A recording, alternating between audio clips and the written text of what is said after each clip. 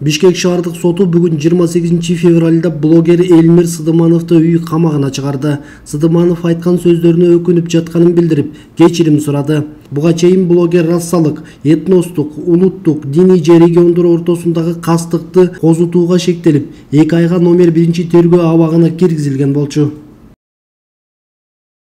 Домашний арест? Да. Можете напомнить, в чем вы подозреваете? 313 статья, межрегиональная розня, либо резня. Вот. Скажите, пожалуйста, о вашем состоянии. Мое состояние, она удовлетворительное, как бы выпустили, спасибо судьям, потому что они сделали правильный вердикт. Правильно поняли? Правильно. То, что они меня правильно поняли, я там обращался к хейтерам, и они это выявили. Вот.